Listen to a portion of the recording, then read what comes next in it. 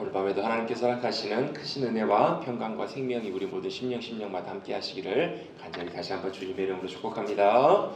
우리 명절 끝날인데요. 또 오늘 이전에게도 주님을 예배하기 위한 오늘 우리 모든 한 분 한 분 위에 하나님께 새 힘 주시고 새로운 소망과 인도하심을 함께 해주실 줄도 믿습니다. 제가 인생을 돌아보면서 짧은 인생 살면서 돌아보면서 제가 후회했던 것이 몇 가지가 있는데, 그 중에서 제가 가장 지금 돌아놓고 보면 후회하는 것 중에 하나가 뭐냐면 안경을 쓴 것입니다. 아니 눈이 나빠졌으니까 안경을 썼겠죠. 맞습니다. 눈이 나빠져서 안경을 쓰긴 맞긴 맞는데, 제가 그때 왜 그랬냐면, 제가 중학교 2학년 3학년 그때 올라갈 때 제 친구가 이제 막 안경을 쓰기 시작을 하더라고요. 근데 그 안경 쓴 모습이 너무 멋있어 보이더라고요. 그래가지고 제가 사실은 그때 제가 눈 시력이 안경을 그렇게 꼭 써야 될 정도의 시력은 아니었었는데, 원래 저도 눈이 나쁜 건 아니었고 1.2 정도 시력이 됐는데, 그때 이제 막 성장기를 지나면서 1.0, 0.9 좀 왔다 갔다 할 때였던 것 같아요, 지금 보니까. 근데 저도 꼭 안경을 써보고 싶어가지고 부모님을 쫄라가지고 일부러 안경점을 억지로 갔습니다. 그래가지고 어떻게 했을까요? 1.0이 분명히 보여요. 근데 1.0이 아리까리한 것처럼 잘 안 보이는 것처럼, 그래가지고 그때 판정받았던 시력이 0.7, 0.8 그랬었어요. 그래서 결국은 이제 그때부터 안경을 쓰기 시작해가지고, 안경을 한번 쓰기 시작하니까 계속 눈이 나빠지게 되고, 지금은 이제 도저히 안경 없이는 정상적인 생활을 할 수 없을 만큼. 그런데 여러분, 요즘 같은 코로나 시국에 마스크를 쓰고 다니면 여러분 안경 쓰면 참 불편합니다. 다른 게 불편해서가 아니라 안경에 이렇게 서리가 너무 많이 껴가지고 이렇게 대화하거나 뭔가 이렇게 하다 보면 꼭 앞이 하나도 보이지가 않을 때가 있어요. 어떨 때는 위험할 때, 운전을 할 때나 이럴 때는 정말 위험 아찔하게 느낄 때가 종종 있습니다. 그리고 저도 이제 예전에 수영도 좀 좋아하기도 하고, 제일 불편할 때가 목욕탕 가거나 이럴 때 보면 안경을 안 쓰면 눈에 보는 것이 하나도 없어요. 눈에 보는 것이 없으면 참 답답하고 정상적인 생활하기가 참 쉽지가 않습니다. 여러분, 안경을 써야 되는 분들에게 있어서 이 안경은 정말 중요합니다. 왜냐하면 안경이 없으면 안 되기 때문에. 그런데 여러분, 이것은 우리의 육신의 눈, 우리 육신의 안경만 해당되는 것만은 아닙니다. 무슨 얘기냐면, 여러분, 우리 영적인 우리의 안목과 눈에도 이런 안경과 같은 역할을 하는 것들이 꼭 필요해요. 무슨 안경이 필요한가? 하나님의 은혜의 안경이 필요합니다. 또한 믿음의 안경이 필요합니다. 하나님께서 보여주시는, 하나님께서 우리에게 씌워주시는 하나님의 성령님의 안경, 은혜의 안경, 믿음의 안경들이 꼭 필요합니다. 왜냐하면 이 안경이 필요한 이유가 바로 이 안경을 쓸 때야만 비로소 우리가 그 주님을 바로 볼 수 있고, 그 주님이 행하시는, 주님의 역사하심들과 일하심들을 볼 수 있는 안목이 생기기 때문에 그래요. 여러분, 하나님은 어떤 분이신가요? 하나님은 여러분, 사실 우리가 우리의 눈으로, 우리의 이성으로 우리가 알 수 있는 분이 아니에요. 여러분, 태양을 봐보신 분 계세요? 태양? 여러분, 무슨 개기일식이나 이런 거 있을 때 태양을 이렇게 우리의 눈으로 보잖아요. 잠깐이면 몰라도 장시간 태양을 바라보게 되면 금방 눈이 망가져 버립니다. 눈이 멀어 버립니다. 왜 그럴까요? 태양은 우리의 육안으로 바라볼 수 있는 대상이 아니기 때문에 그래요. 태양은 우리가 도저히 바라볼 수가 없어요. 그래서 한 가지 방법이 있는데, 어떤 방법이냐면, 태양을 바라볼 수 있는, 태양을 봐도 눈이 무리가 되지 않는 빛을 줄여줄 수 있는, 또 태양을 볼 수 있는 여러 가지 장치가 되어 있는 그런 것을 통해서만 태양을 볼 때 우리가 안전하게 태양의 모양이 저렇구나, 저게 저렇게 있구나 라는 것을 구분하고 바라볼 수가 있다는 거예요. 여러분, 마찬가지로 우리도 하나님을 볼 수 있다는 것, 하나님을 알고 만난다는 것은 여러분, 우리의 이성과 우리의 노력과 우리의 태도만으로는 불가능해요. 뭐가 필요하냐면 하나님의 은혜가 필요하고요, 하나님의 비추시는 하나님의 도우심의 은혜와 또 주님께서 허락해 주시는 놀라운 믿음의 역사가 우리 가운데 있을 때, 그 주님과 그 주님 행하신 일들과 그 주님이 어떠한 분이신지를 알고 보게 되는 그런 은혜가 우리 가운데 임하게 되는 줄로 믿습니다. 하나님, 우리가 알려고 한다고 알 수 있는 분이 아니에요. 다만 하나님께서 우리에게 하나님이 어떤 분이신지를 계시하여 주시고 보여주실 때, 하나님께서는 그 믿음의 눈을 통해서, 그 은혜의 눈을 통해서 하나님의 귀한 것, 하나님의 위대하신 것, 그것을 바라볼 수 있는 우리의 믿음의 눈들이 준비되는 줄로 믿습니다. 아멘. 그래서 여러분, 그 눈이 준비되고 그것을 바라볼 수 있게 될 때 우리는 뭘 보고 살아갈 수 있는가? 이 땅에 영원하지 않는 것, 이 땅에 없어져 버릴 것들, 그것만 보고 살아가는 것이 아니라, 이 땅에 우리 눈을 향하면서도 뭘 보고 살아가냐면, 영원하신 하나님의 놀라운 역사하심, 그리고 변치 않는 주님의 놀라운 은혜와 영광과 귀한 것들을 바라보며 살아갈 수 있는 복된 삶의 자리로 주님께서 저와 여러분을 초청해 주실 줄로 믿습니다. 할렐루야. 그런 은혜의 눈, 그런 귀한 믿음의 눈을 가지고 살아가는 것들이 참 중요해요. 우리가 여러분 우리의 눈에 보이는 것을 보고 따라가기 시작하면 여러분 반드시 그 끝에는 뭐가 있어요? 우리가 눈으로 보이는 것들은 거의 다 대부분 다 없어질 소멸될 것들이에요. 우리가 바라보고 따라가고 우리가 원하고 구하고 모든 것들이 바로 우리 눈에 보이는 것이라면 지금 여러분 우리 가운데 그것이 없는 경우들이 너무너무 많아요. 그런데 우리가 눈에 보이지 않지만 믿음의 눈으로 주님이 행하시는 영원한 것들을 바라보고 살아가면 그것은 여러분 영원토록 남아요.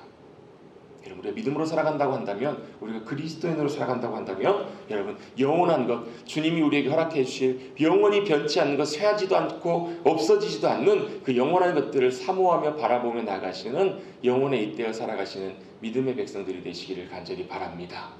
그래야 우리가 이 땅에서 하나님의 나라를 누리며 맛보며 살아갈 수 있기 때문에 그래요. 그럼 주님께서 우리에게 이렇게 기도를 가르쳐 주십니다. 너희가 기도할 때 어떻게 기도하라? 하늘에 계신 우리 아버지의 이름이 거룩히 여김을 받기를 원합니다. 또 그 다음에요, 나라가 임하시오며, 하나님의 나라가 임하기를 원합니다라고 기도하라고 말씀하고 있잖아요. 여러분 하나님의 나라가 임하고 계세요? 여러분 하나님의 나라가 우리 머릿돌 교회 가운데 임하고 있나요? 여러분 하나님의 나라가 저와 여러분의 심령과 삶의 자리, 가정 가운데 임하고 있나요? 네.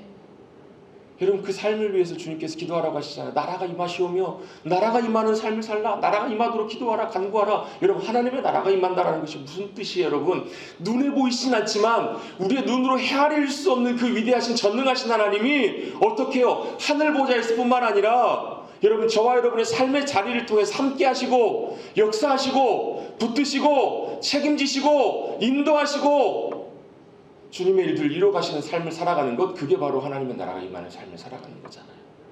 그래서 여러분 그 삶은 여러분 위대해 보이는 것처럼 보이는, 눈에 보이는 엄청난 위대한 업적은 남기지 않아도 여러분 영원하신 주님의 놀라운 위대하신 일들을 저와 여러분의 삶을 통해서는 이루어갈 수 있어요. 여러분 기독교 역사에 보면, 교회 역사에 보면 하나님께서 놀라운 부흥의 역사들을 일으키셨던 시대들이 있어요. 뭐 100년 전에, 뭐 150년 전에, 뭐 우리나라 땅에도 마찬가지지만 뭐 영국의 웨일즈나 이런 많은 땅에 보면 놀라운 부흥의 역사를 하나님께서 일으키실 때가 있었어요. 부흥은 뭐냐면 하나님의 놀라운 역사하심들이 그 시대의 그 공간 가운데 엄청나게 일어나는 거예요. 여러분 부흥의 시대는요, 여러분 하나님을 모르는 사람들이 하나님을 사모해서 그들이, 여러분 누군가, 우리는 보통 지금 그렇잖아요.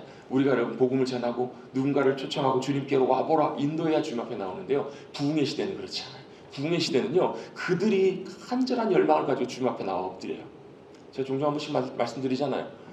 마누라가 밥도 안 해놓고 교회 집회에 갔어요. 예배를 드리고 갔어요. 그랬더니 이 남편이 술 마시고 화가 나가지고 들어와가지고 마누라 잡으려고 막 교회로 쳐들어와가지고 문을 여는 순간에 기억이 없어져 버린 거예요. 왜요? 거기에 하나님의 부흥의 역사가, 거기에 하나님의 은혜의 역사가, 영광의 역사가 임하였더니 그 사람이 어떻게 돼요? 자기도 어떻게 되는지 모르겠지만 그 교회 앞을 뚫고 나와가지고 그 앞에서 엎드려가지고 자신이 죄인됨을 주님 앞에 고백하고 철저하게 자기 삶을 주님 앞에 돌이키고 주님 앞에 거듭나는, 주님 만나는 놀라운 역사가 일어나는 시대가 바로 부흥의 역사이거든요. 근데 여러분 뭐 이런 대단한 일은 아닌데 그것과 상관없이 여러분 하나님의 나라가 저와 여러분의 삶 가운데, 우리의 공동체 가운데, 가정 가운데 임한다면 반드시 우리는 알게 돼요. 뭘요?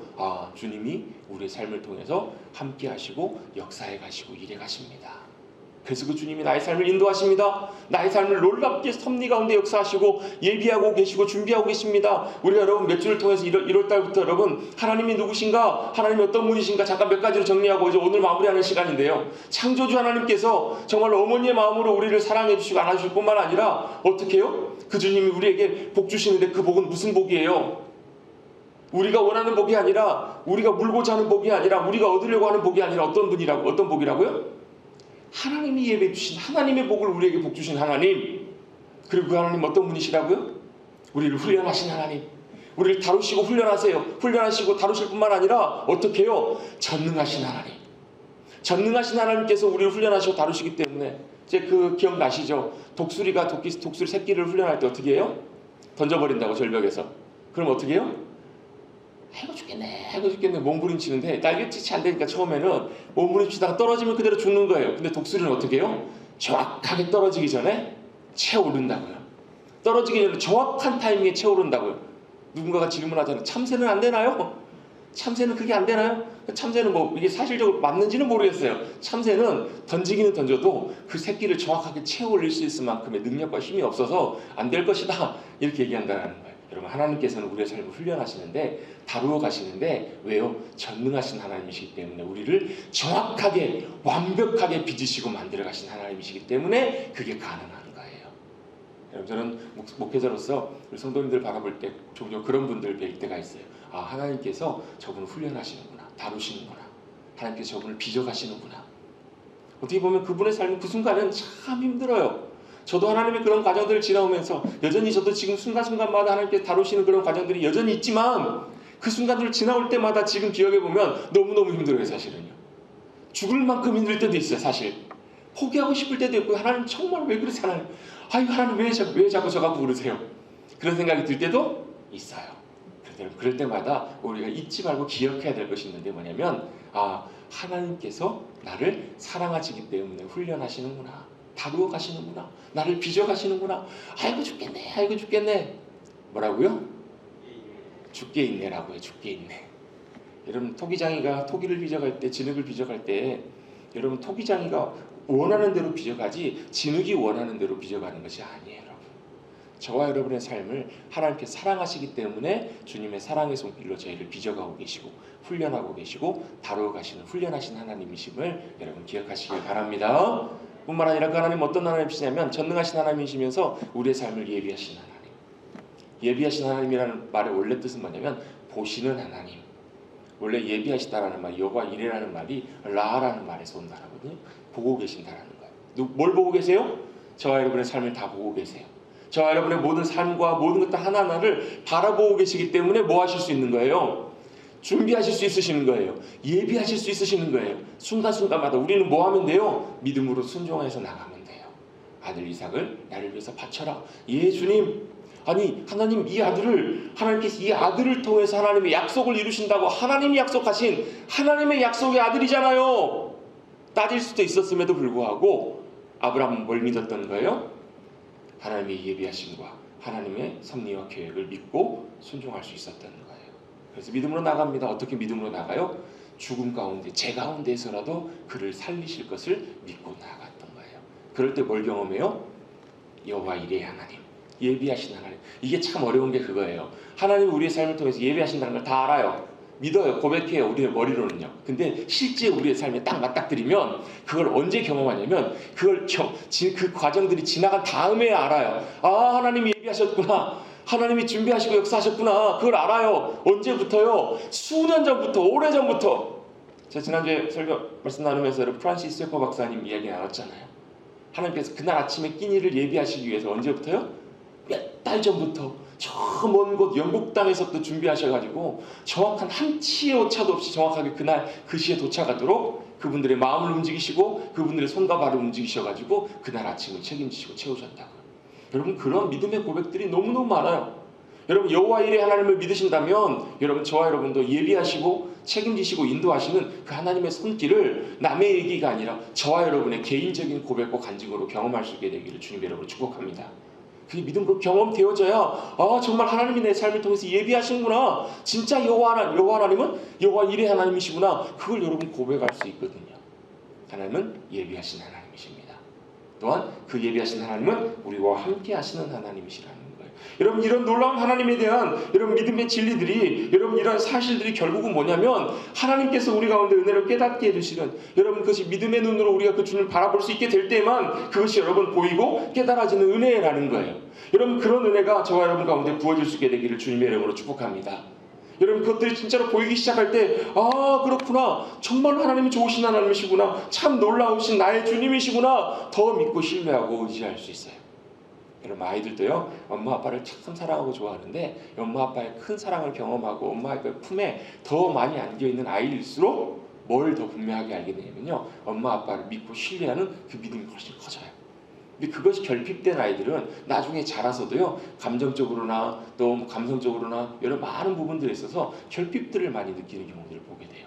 많이 신뢰하지 못하고 많이 불신과 많은 것들을 갖게 된다는 거예요. 여러분 우리의 믿음의 삶을 통해서도 그 주님을 더욱더 귀하게 경험하고 알아가시고 깨달아가시는 우리 귀한 믿음의 백성들이 되시기를 간절히 다시 한번 주님의 이름으로 축복합니다. 그래서 오늘 이제 마지막 시간으로 하나님은 어떤 분이신가 마지막 시간으로 함께 좀 나누기를 원하는데 같이 한번 믿음으로 고백해 보겠습니다. 저주시는 하나님, 저주시는 하나님, 하나님 어떤 분이시라고요? 하나님은 저주시는 하나님이시다. 오늘 본문에 보면 우리가 잘 알고 있는 야곱의 이야기가 등장합니다. 야곱이 이제 형을 피해서 저 멀리 삼촌 라반의 집에 도망갔다가 몇 년 만에요? 한 대략 한 20여 년 만에 다시금 이제 고향으로 돌아오게 되는 사건과 맞물려 있습니다. 여러분 20년 전이지만 여러분 형 에서가 야곱에 대한 감정이 참 좋은 감정이었나요? 나쁜 감정이었나요? 나쁜 감정 정도가 아니라 그냥 그 자리에서 죽이고 싶을 만큼 자신의 모든 것을 다 동생이 빼앗아갔다라는 그런 좋지 않은 그런 감정들 때문에 동생에 대한 그런 나쁜 마음 때문에 사실 죽이려고 해서 결국 그 형의 칼날을 피해서 야곱이 멀리 도망을 가게 되죠. 시간이 많이 지났기 때문에 이제는 조금 좀 누그러지고 좀 괜찮아졌으리라 생각할 수도 있겠지만 야곱이 돌아온다는 소식을 형 에서가 듣고 자신을 마중 나오는 무리가 400명의 무리를 데리고 나온다는 얘기를 듣고 야곱이 사실 겁을 먹어요.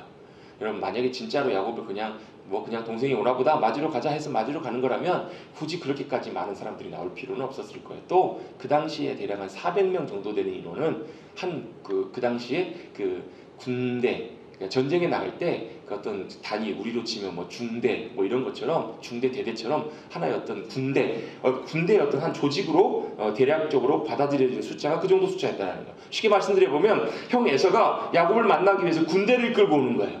군대를 끌고 오는 때 여러분 환영하기 위해서 나올까? 어쩌면 야곱 입장에서 보면 이제는 죽었구나라는 생각이 들 수도 있는 그런 상황과 형편 속에 있는 거예요. 여러분 죽었구나라는 생각이 들 때 여러분 어떻게 하십니까? 여러분 어떻게 하시죠? 여러분 죽었구나라는 생각이 들면 우리가 의지할 분이 바로 주님밖에 안 계시잖아요. 야 이제 죽었구나 싶을 때 주님밖에 안 계십니다. 근데 여러분 우리가 죽었구나 하기 전에도 주님밖에 안 계시다는 것을 고백하는 것이 은혜이죠. 매 순간순간마다 정말로 내게는 주님밖에 없습니다. 여러분 그게 진짜 믿음입니다. 다윗이 고백했던 고백이 하나 있잖아요. 주님 제가 다른 것 하나도 구하지 않고 딱 한 가지만 주님 구합니다. 그 구하는 것이 바로 뭐냐면 하나님이 제 기쁨이 되시는 것. 근데 하나님 한 분만 더 알기를 원하고 하나님의 집에서 영원토록 하나님의 아름다우심과 그 영광을 보는 것이 저의 딱 한 가지 소원입니다. 왜요?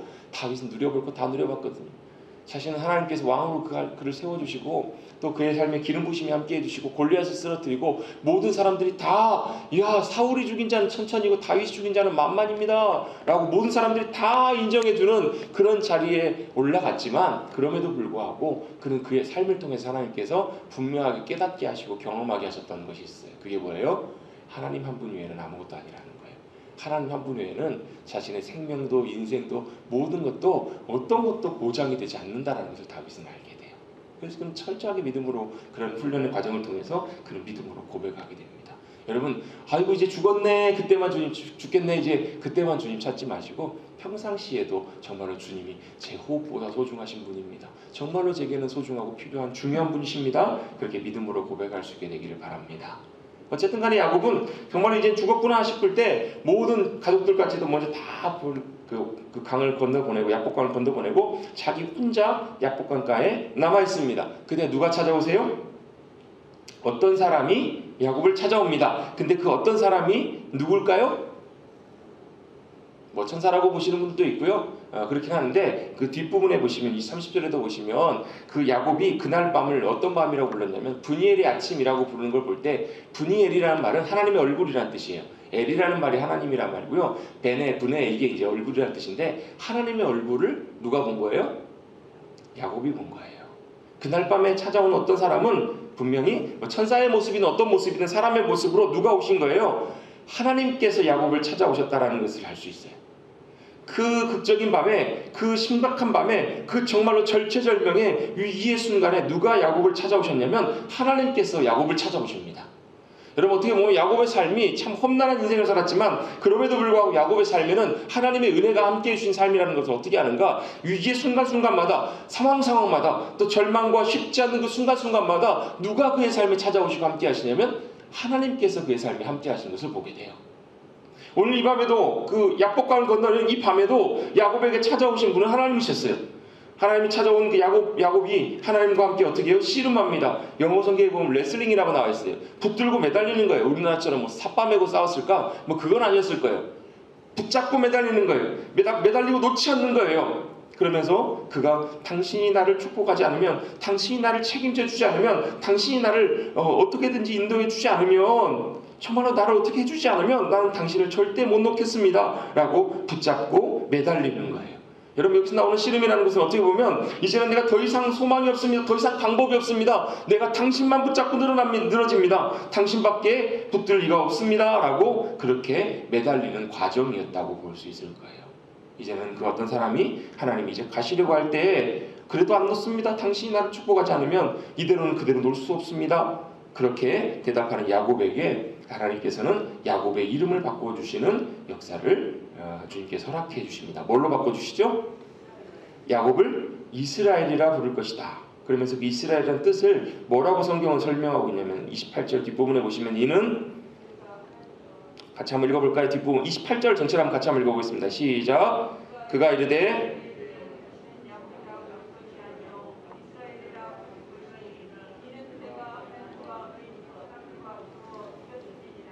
아멘. 이제는 내 이름을 야곱이라고 부르지 말고 이스라엘이라 부르라. 여러분, 야곱이라고 이름의 뜻은 움켜진 자, 또 속이는 자, 이런 뜻입니다. 뭘 움켜졌어요? 야곱은요? 태어날 때부터 형 에서보다 먼저 나가고 싶어서, 장자로 태어나고 싶어서 형 에서의 팔꿈치를 붙잡았습니다. 그리고 평생토록 뭐 하며 살았어요?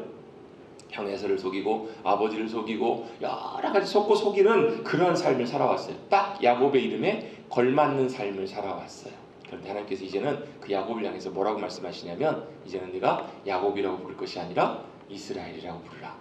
이스라엘이 무슨 뜻이냐면, 성경에는 이렇게 나와요. 하나님과 및 사람들과 겨루어 이겼다. 누구를 이겼다고요? 하나님을 이겼다. 그걸 하나님이 인정해 주신 거예요. 자, 야곱을 향해서 네가 하나님을 이겼다, 네가 나를 이겼다, 이렇게 말씀을 해주신 거예요. 여러분, 한번 여쭤볼게요. 야곱이 진짜 하나님을 이겼을까요? 못 이겼을까요? 야곱이 하나님을 이겼어요? 못 이겼어요? 이걸 보면서 우리는 뭐라고 설명할 수 있냐면, 하나님이 져주신 거예요. 하나님이 야곱에게 져주신 거예요. 여러분, 하나님이 야곱하고 씨름하고 싸우시면, 여러분, 하나님이 야곱에게 지시겠어요? 여러분, 그 아들이, 저는 뭐 아들들이 없어서 잘 모르겠지만 그 저희 딸 중에서 한 딸은 좀 그런 딸이 있어요. 좀 과격하고 좀 무학스러워가지고 저하고 항상 조금 이렇게 장난치거나 같이 있으면 꼭 뭐 아들내미하고 씨름하는 것 같아요. 아주 그냥 앉으려고 그냥 몸부림을 쳐요. 아주 그냥 얼마나 용을 쓰는지. 근데 여러분, 한번 생각해 보세요. 제가 이기려고 맘먹으면 이겨요? 못 이겨요? 그래도 저는 아직까지 이겨요. 아직까지 이길 거예요. 여러분, 아들들 많은 집에서는요, 아버지가 아들들하고 뭐 씨름해주고 막 이런 경우들 종종 있잖아요. 근데 어떤 아버지가, 그런 아버지가 있어요. 아들들이 와가지고 놀아달라고 하는데, 아이고 가서는 거 그러면서 휙 집어 던져버리는 거예요. 그러면서 아빠가 아들 이겼다고 좋다고 동네방네 다니면서 내가 아들 이겼다고 자랑하고 다니는 그런 아버지 보신 분, 그건 참 부끄러울 일이에요. 여러분, 아버지가 아들을 이기는 것은 당연해요. 그럼에도 불구하고 아버지가 아들에게 때때로 어떨 때가 많아요? 일부러 져줄 때가 굉장히 많아요. 여러분, 이기지 못해서 져주는 것이 아니라 이길 수 있지만 기꺼이 져주는 거예요. 져줄 때가 종종 있다라는 거예요. 하나님께서도 마찬가지로 때때로 야곱에게 져주신 거예요. 이 상황 속에서는 왜 져주셨을까? 여러분, 하나님께서 마음먹으면 이기실 수 있을 거예요. 져주시는 과정을 통해서 하나님께서 야곱에게 뭘 허락하시고 뭘 우리에게 깨닫게 하기를 원하시는가? 하나님은 때때로 저와 여러분에게 져주실 수 있는 하나님이시라는 거예요. 여러분, 이 말씀을 들을 때, 아, 하나님 우리에게 져주시는구나. 여러분, 아버지가 아들에게 졌다고 해서 이걸 창피할 일인가요? 그건 아니에요. 여러분, 왜 져주시는 거예요? 아버지가 왜 아들에게 져줘요? 사랑하기 때문에 져주는 거예요. 아들을 귀히 여기고 아들이 내 아들이기 때문에 기꺼이 져줄 수 있는 거예요. 여러분, 그것이 이겼다고 자랑할 것도 아니에요. 물론 아들이 여러분 아빠를 이겼다 해가지고 여러분 잘난 체할 필요도 있어요, 없어요? 나중에 자기가 커보면, 시간이 지나보면 뭘 알아요? 아, 아버지께서 나를 위해서 일부러 져주셨구나. 그러면서 뭘 알아요? 자기가 성장해보면, 아, 그게 그런 것이 아니었구나 라는 것을 분명히 깨닫게 돼요. 그래서 여러분, 우리가 영적으로 장성하고 성장해 갈수록 여러분, 우리가 하나님을 이겼다, 우리가 누군가를 이겼다, 여러분, 이것이 우리의 자랑이 아니 돼요. 그게 여러분, 우리의 자랑이 될 것이 하나도 없어요. 왜요? 우리가 성장하면 성장할수록, 제대로 성장하면 겸손해지거든요. 겸손해지면서 뭘 알아요? 아, 하나님께서 일부러 나를 위해서 져주셨구나. 하나님이 일부러 나를 위해 사랑하셔서 져주셨구나. 그걸 분명히 깨닫게 되는 그날이 온다는 거예요. 그러면 뭘 알아요? 아, 그 아버지의 위대함과 그 아버지의 마음을 더 존중해드리고 인정하고 공경할 수 있는 거예요. 여러분, 하나님께서는 우리를 위해서 일부러 져주시는 하나님이세요. 그런데 여러분, 하나님께서 우리에게 져주셨다고 해서 여러분 우리가 와, 하나님 이겼다, 내 마음대로 하리라, 하나님이 또 나에게 져주시겠지, 여러분 이게 아니고요. 하나님께서 나를 위해 져주셨다면 당연히 어떻게 해요? 나를 사랑하시는 그 주님 앞에 우리도 어떻게 해요? 겸손하게 주님 앞에 나갈 필요가 있어요. 여러분, 우리 지난주에 말씀 나누면서 하나님께서 우리를 위해서 책임지시고 예비하시고 역사하십니다 그러면서 어떤 말씀을 잠깐 살펴봤냐면 시편 106편 말씀을 잠깐 살펴봤어요. 106편 15절에 보면 하나님께서 광야를 살아가는 이스라엘 백성들에게 그들이 구하는 것을 어떻게 하셨다고요? 그들이 구하는 것을 다 주셨다고요. 하나님께서 다 주셨는데, 아니 여러분, 하나님께서 이스라엘 백성들이 구하는 것을 다 주셨으면 그들이 좋아야 되잖아요. 잘 돼야 되잖아요. 복돼야 되죠. 그렇죠? 그렇죠? 근데 그들의 영혼이 어떻게 됐다고 말씀하고 있냐면 그들의 영혼이 소멸되어 버렸다는 거예요. 영어 성경에 보면요, wasting disease라고 나옵니다. 없어져 버리는, 정말 쓸모 없어져 버리는 그런 병에 걸렸다는 거예요. 여러분, 우리가 하나님 앞에 구하는 것 있잖아요. 하나님 이거 주세요, 하나님 이거 필요해요 구하면 하나님이 들으시고 응답해 주십니다. 저 주시기도 해요. 그런데 하나님께서 우리가 구하는 것들 다 주신다고 그것이 여러분 다 우리가 받았다고 그것이 여러분 우리의 영혼에 다 좋고 다 유익한 것은 아니다라는 거예요. 왜요? 우리가 구하는 것보다 하나님께서 주시는 것, 하나님께서 예비하시는 그것이 여러분 우리의 영혼을 훨씬 더 유익하게 하고 귀하고 좋은 것들이 훨씬 많기 때문에 그래요. 여러분, 우리가 져주시는 하나님을 만날 때 우리는 꼭 기억하십시다. 아, 하나님께서 우리 져주셨다고 해서 우리가 우리의 주인이 돼서 마음대로 하는 것이 아니라 오히려 그럴 때일수록 어떻게 해요? 나를 사랑하시고 나를 위해서 배려해 주시고 나를 위해서 사랑의 손길을 내밀어 주시고 역사해 주시는 그 주님 때문에 감사하시고 오히려 그 주님을 경외하고 공경하며 믿음으로 주님 앞에 엎드리는 저와 여러분이 되어야 될 줄로 믿습니다. 하나님께서 야곱을 어떻게 바꿔주셨어요? 이제는 네가 야곱이라고 하지 말고 이스라엘이라라. 사실 이스라엘이라는 이름의 뜻은 하나님과 겨루어 이겼다는 뜻도 있고 다른 뜻도 있어요. 뭐 하나님 나라의 왕자, 공주라는 왕자라는 뜻도 있고요. 또 더 사실 그 이스라엘이라는 말을 정확하게 좀 풀어보면 이런 의미가 더 가까워요. 하나님께서 너를 위하여 대적들과 싸워주시리라, 이기게 하시리라, 이런 의미가 사실 그 안에 있어요. 이스라엘이라는 말은 네가 비록 연약하냐, 네가 어떤 모습이냐, 그러할지라도 누가요? 하나님께서 이스라엘을 위해서 대신 싸우신다라는 거예요. 여러분, 이런 놀라운 자리로 하나님께서 그들을 인도해 주세요. 자, 하나님께서 야곱과 씨름에서 져주셨습니다. 그럼 야곱이 이겨야 되잖아요. 야곱이 어떻게 이겨요? 야곱이 이겼을 때 나타나는 것은요, 뭐냐면 야곱 자신이 변화되는 놀라운 역사를 경험해요. 야곱이 이겼다고 해서 야곱의 삶에 놀라운 일이 일어나는 것이 아니에요. 여러분, 그 다음날 자고 일어나서 분이엘의 아침을 경험했을 때 그에게 달라진 것은 아무것도 없었어요. 여러분, 형도 여전히 야곱을 맞이하러 나오고요. 여러분, 달라지는 것은 아무것도 없었어요. 유일하게 딱 하나가 달라진 게 있어요. 뭐가 달라졌어요? 야곱이 바뀌었어요. 야곱이 이스라엘로 변화되었어요. 여러분, 우리가 져주시는 하나님을 만나고 경험하게 되면 여러분, 내가 주인이 되고 내가 잘나고 내가 대단해지는 것이 아니에요. 여러분, 이게 왜 중요한 부분이냐면 여러분, 우리는 죄된 인간의 본성 때문에 하나님께서 우리에게 져주시면 자칫 어떻게 되기가 쉽냐면 기고만장해지기가 쉬워요. 내가 더 잘났다고, 내가 오히려 하나님 이겼다고, 여러분 이렇게 해서 하나님 내가 이용하려고 하는 본성과 습성이 생겨요. 제가 여러분 그 강청 기도나 간절히 간구하는 기도에 대해서 말씀을 드릴 때마다 항상 제가 주의사항을 말씀드리는 게 있죠. 여러분, 하나님께서 무조건 우리가 다 구한다고 다 들어주시는 것이 아니라고요. 떼쓴다고 다 들어주시는 것이 아니라고, 오히려 우리가 떼쓰고 구하여서 하나님께서 그것을 어쩔 수 없어서 져주시고 어쩔 수 없어서 우리에게 내어주시면 오히려 그것이 우리에게 복이 아니라 해가 되는 경우들도 많이 있다고요.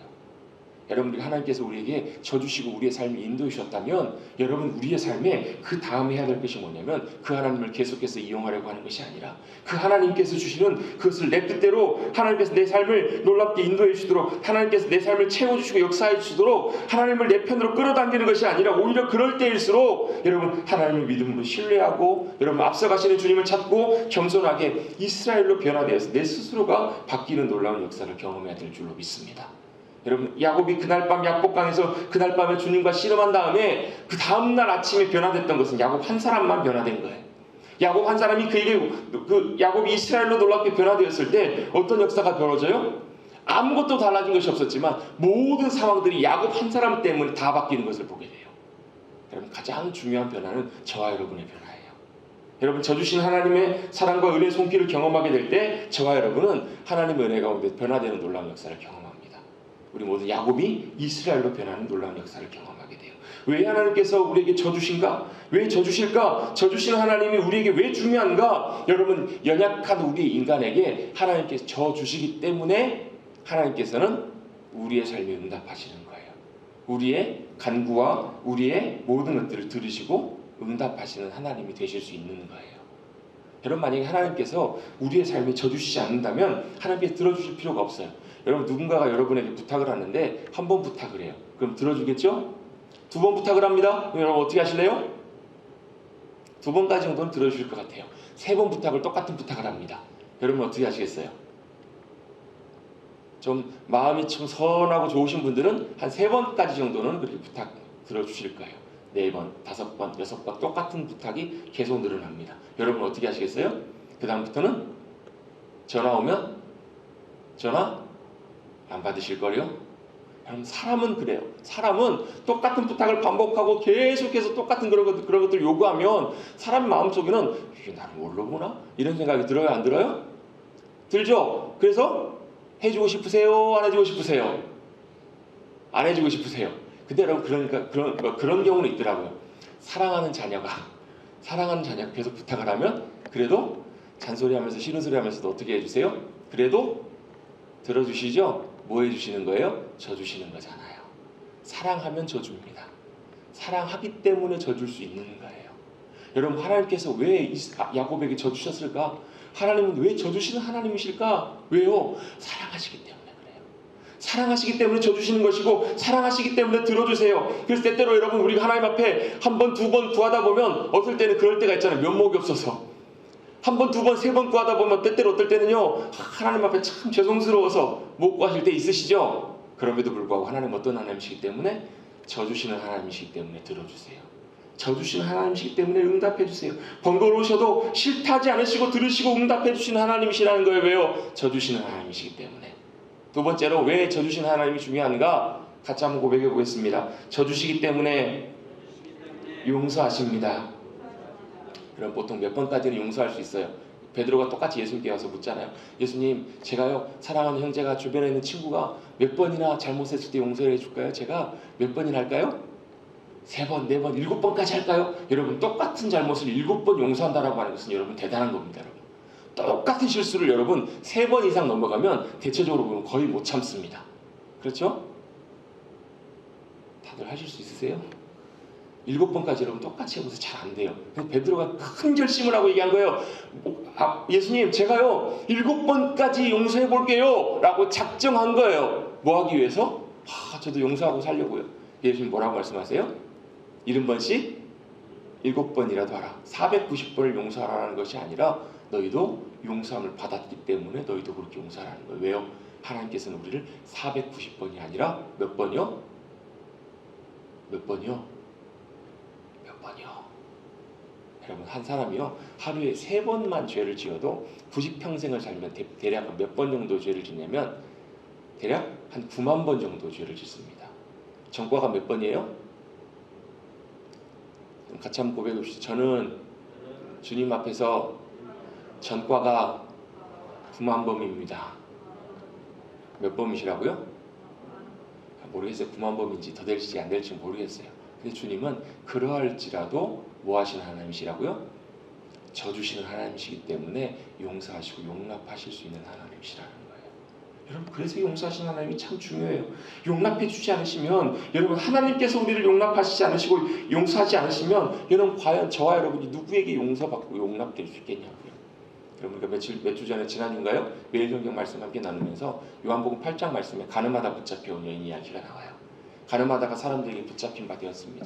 모든 사람들이 다 손가락질해요. 얼마나 창피했을까요? 얼마나 부끄러웠을까요? 옷이나 제대로 입고 끌려왔을까요? 여러분, 도대체 가늠했다면 여자 혼자 아니었을 텐데 그 남자는 도대체 어디가 있을까요? 이제는 자기는 죽었다라고 생각할 그때 여러분 예수님 앞에 끌려온 여인 앞에 여러분 다 사람들이 다 정죄하고 손가락질하고 돌려지려고 할 때 누가요? 예수님께서 뭐라고 하시냐면 누구든지 죄 없는 자가 먼저 돌로 치라라고 주님 말씀하세요. 여러분 이 땅에서 수없이 많은 사람들이 있고요. 사탄도 있고 여러분 마귀도 끊임없이 우리 가운데 하는 게 뭐냐면 참소하는 거예요. 참소하고 우리를 고발하고 기소할 때 여러분 우리를 정죄하실 수 있는 사람은 주님 한 분밖에 안 계신 줄로 믿습니다. 죄 없으신 주님 한 분만 우리를 기소하고 정죄하실 수 있는 거예요. 모든 사람들이 다 돌 들고 왔다가 하나하나 다 뿔뿔이 흩어지고 아무도 안 남았습니다. 예수님 뭐라고 말씀하세요? 야, 너를 정죄하던 사람들 다 어디 갔냐? 주변에 아무도 없느냐? 여인이 뭐라고 하죠? 예, 주님 아무도 없는데요? 유일하게 정죄하실 수 있는 주님께서 그 여인을 향해서 이렇게 대답하시죠. 말씀하시죠. 나도 너를 정죄하지 않는다. 가서 다시는 죄를 짓지 말라. 여러분 이 여인이 다시 가서 죄를 지었을지 안 지었을지 모르겠어요. 그런데 분명한 한 가지는 이 여인은 예수님의 큰 사랑과 용서를 힘입는 거예요. 돌아볼 때마다 아 그때 그랬지. 나를 유일하게 정죄하시고 판단하실 수 있는 주님도 여러분 저와 여러분을 정죄하지 않으시고 어떻게 하셨다고요? 용서하시고 용납하셨다. 여러분 이 말은 그렇기 때문에 우리가 이제 마음대로 죄 짓고 살자. 여러분 이제 죄 져도 괜찮다. 여러분 이런 의미가 전혀 아니에요. 여러분 우리가 범죄하고 여러분 우리가 죄를 지을수록 여러분 그 죄를 용서하시기 위해서 주님이 여러분 그 모든 죄에 대한 대가를 십자가에 다 짊어지셨다는 것을 우리가 잊지 말아야 되잖아요. 그리고 우리가 그토록 주님께 사랑하시기 때문에 여전히 그 사랑의 손길로 저와 여러분을 붙들고 계시기 때문에 우리가 용서를 받는 것이지 자동으로 아우 감사합니다 땡큐 이제 우리 마음대로 살아도 되겠네 이건 여러분 아니잖아요. 여러분 주님은 여전히 우리를 져주시는 하나님, 져주시는 주님이시기 때문에 우리를 용납하시고 용서하시는 우리의 바로 하나님 아버지가 되시는 줄로 믿습니다. 그래서 그 주님을 우리가 어떻게 부를 수 있는가? 마가복음 16장 36절에서 이렇게 말씀합니다. 이르시되 아바 아버지여 아빠 아버지여 아버지께는 모든 것이 가능하기 때문에 이 잔을 내게서 돌려주십시오. 이 잔을 내게 피하게 해주십시오. 예수님께서 하나님 아버지를 뭐라고 부르시냐면 아빠라고 불러요. 아바. 이게 이제 아람어로 아빠라는 뜻인데요. 실제로 이스라엘에 가보면 뒤에서 이제 우리도 이제 아버지를 보면서 아버지를 더 친근한 호칭으로 아빠라고 부르잖아요. 이스라엘에서 똑같이 아람어로도 뭐라고 부르냐면 아바라고 불러. 아빠. 발음이 되게 비슷해요. 아빠, 아버지. 여러분 아버지하고 아빠하고 어감이 좀 다르죠? 어떻게 좀 다르나요? 아빠는 어떤 분이세요? 친근하신 분이세요. 우리의 모든 걸 책임지시는 분이세요. 우리의 모든 것을 아시는 분이세요. 아빠라는 말은 모든 걸 책임진다라는 말이에요. 자녀에 대한 친근함과 사랑을 나타내는 표현이에요. 여러분 우리가 하나님을 어떤 분으로 부르실 수 있게 됐냐면 하나님 아버지뿐만 아니라 아바 아버지로 부를 수 있도록 성령님께서 우리 가운데 거하고 계신 줄로 믿습니다. 하나님은 어떤 분이시라고요? 우리의 아빠 아버지가 되신다고요. 한 목사님이 어떤 집회에 참여하셨어요. 하나님 아버지가 나의 아빠 되심을 선명하게 성령님께서 깨닫게 하시고 알게 해주시는 그런 집회가 있었나 봐요. 그리고 그 집회가 끝나고 기도하는 시간들이 있는데 기도하는 내내 그 목사님이 뭐라고 부르시셨냐면 그분이 굉장히 사실은 좀 둔탁하시고 막 손도 막 이렇게 요즘 표현으로 옛날 표현으로 소뚜껑 같이 이렇게 막 우악스럽고 등치도 있으시고 이런 목사님이세요. 근데 그 목사님 기도하면서 밤새도록 부르짖어서 이거 한 가지만 기도하셨대요. 아빠! 하나님 아빠 아버지 이것만 부르고 기도하셨다는 거예요. 여러분 정말로 하나님이 내게 좋으신 분이시고 내게 정말로 좋으신 아바 아버지가 되신다고 믿기를 원하신다면 여러분도 한번 밤새도록 여러분 하나님께 부르시면서 기도해 보십시오. 아빠 하나님 아빠. 주변에 있는 많은 분들이 좀 오해를 하셨을 거예요. 뭐 등치도 이런 분이 아빠 그렇게 부르시니까. 근데 여러분 등치가 이런 분이든 아무리 우악스럽고 어떤 분이든 하나님은 우리의 좋은 아빠가 되시는 아버지가 되시는 줄로 믿습니다. 예수님께서도 그렇게 부르셨고 성령님을 통해서 로마서도 보면 너희가 성령님을 통해 너희가 하나님을 아바 아버지라 부를 수 있게 됐다라는 거예요. 여러분 그 좋으신 하나님 아버지가 우리 아버지 되셨다면 여러분 우리도 그 주님을 기뻐하며 그 주님을 더욱더 친밀하게 붙들고 알아가시는 경험해 가시는 저와 여러분 되시기를 간절히 주님의 이름으로 축원합니다. 그분은 우리의 아빠가 되시고 우리 아버지 되십니다. 또 그분은 우리에게 뭐라고 말씀하시냐면 이사야 43장 말씀에 보면 내가 너를 지명하여 불렀다. 내가 너를 두려워 말라. 내가 너를 구속하였고 내가 너를 지명하여 불렀다. 너는 내 것이다 라고 말씀하세요. 이 말씀 무슨 얘기냐면 저와 여러분을 도매금으로 묶어서 부르신 것이 아니라 한 사람 한 사람을 개인적으로 친밀하게 아시고 만나시고 부르셨다라는 거예요. 이렇게 저도 목사로서 목회를 하면서도요 대략 한 100명에서 200명 요 정도 사이까지는 개인적으로 이게 되는데 500명, 300명, 500명이 넘어가면 개인적으로 1대1로 참 그분 한 분 한 분을 알기가 참 쉽지가 않아요. 특히 뭐 몇천 명 모이는 큰 교회, 예를 들면 뭐 부목사로 사역을 하다 보면요, 교회를 지나다니거나 동네 주변 지나다닐 때 보면 참 조심해야 돼요. 왜요? 나는 그분이 성도인지 모르지만 그분이 성도님이셔가지고 나를 아는 경우들이, 목사를 아는 경우들이 종종 자주 있기 때문에 그래요. 그래서 그럴 때는 어떻게 하냐면, 지나가다가 그분이 저렇게 쫙 쳐다보는 느낌이 들고 뭔가 이렇게 좀 이렇게 느낌이 좀 이상하다 싶으면 어떻게 해요? 먼저 쳐다보면서 싹 인사하고 가는 게 훨씬 좋습니다. 왜냐면 저는 그분을 몰라도 그분은 저를 아는 경우들이 종종 있기 때문에, 목회자를. 그런데요, 진짜 감사한 거는 뭔지 아세요? 70억 인구가 있어도, 아니 지금까지 지나왔던 수없이 많은 인구들 가운데 하나님께서 저와 여러분을 아시는데 어떻게 아시냐면 지명하여서 한 사람 한 사람 개인적으로 저와 여러분을 너무너무 잘 알아주신다는 거예요. 뿐만 아니라 지명하여 부르실 뿐만 아니라 너는 내 것이다라고 말씀하세요. 여러분, 내 것이라는 소유라는 개념은 단순한 소유를 말하는 것이 아니에요. 여러분, 정말로 진귀하고 보배가 되는, 그래서 여러분 그 뒤에 말씀에도 보면, 그 다음에도 여러분 뭐 스바냐 3장 17절 말씀도 보면요, 마찬가지예요. 여러분 이사야 49장 15절 말씀에도 내가 너를 손바닥에 새겼다. 여러분 손바닥에 쓰면 지워져 버리지만 새겨요. 여러분 마치 문신을 새기는 것처럼 여기다가 안 이렇게 지우는 거예요. 여인이 젖 먹는 자식을 잊을지라도, 여러분 젖 먹는 애기 엄마가 애기를 잊어버려요? 못 잊어버려요? 절대 못 잊어버려요. 그럼에도 그 여인이 잊을지라도 하나님은 저와 여러분을 잊어버리지 않으시겠다라고 말씀하시잖아요. 약속하시잖아요. 그리고 그 주님께서 우리를 보면서 얼마나 기뻐하시는지 노래를 부르시면서 기뻐하신대요. 너희 하나님 여호와가 너희 가운데 계시니 그는 구원을 베푸실 전능자시라. 그가 너로 말미암아 기쁨을 이기지 못하시며 너를 잠잠히 사랑하시며 너를 말미암아 즐거이 부르며 기뻐하시리라. 죄송합니다. 제가 저희 애기 얘기를 잘 안 하려고 그러는데 참 이게 늦둥이가 참 좀 정말 색다른 것 같아요. 다른 것 같아요. 보고 있으면, 잠자고 있는 모습이나 그냥 지켜보고 있으면 가만히 있어도 미소가 지어져요. 가만히 있어도 그냥 흥얼흥얼거리게 돼요. 참 좋아요. 근데 제가 그런 것이 아니라 누가 그래요? 하나님 아버지께서 저와 여러분을 보실 때 그렇게 바라보고 계신다고요. 얼마나 좋으시면 노래를 부르시면서, 여러분 진짜 좋으면 노래가 나오잖아요. 여러분 별로 좋은 일이 별로 좀 없으신가 봐요, 다들. 여러분 보세요. 막 갑자기 뭐 정말 기대했던 놀라운 일이, 좋은 일이 여러분 생겼다고 생각해 보세요. 몇 년 동안 수없이 오랜 동안 고통받으면서 질병으로 여러분 치료받고 했는데 잘 안 나았는데 어느 날 병원을 갔더니 의사 선생님이 완치 판결을 내리신 거예요. 이제는 병원 올 필요 없습니다. 이제는 마음껏 건강하게 잘 사십시오. 여러분 그분 집에 가실 때 어떻게 하실까요? 어떻게 하실까요? 한 1m는 뛰어가시면서 가실 거예요. 방방방 뛰시면서 가실 거예요. 왜요? 정말로 내 안에 기쁜 일이 생겼잖아요. 좋은 일이 생겼잖아요. 여러분 보세요. 생각지도 않는, 기대하지도 않는 많은 일들이 생겼을 때 여러분 얼마나 좋으시겠어요? 하나님께서는 뭘 보시면서 그렇게 기뻐하시며 좋아하시냐면, 너로 인하여, 너희 하나님 여호와가 너희 가운데 계시는데 너로 인하여, 너로 말미암아 기쁨을 이기지 못하여 하신대요.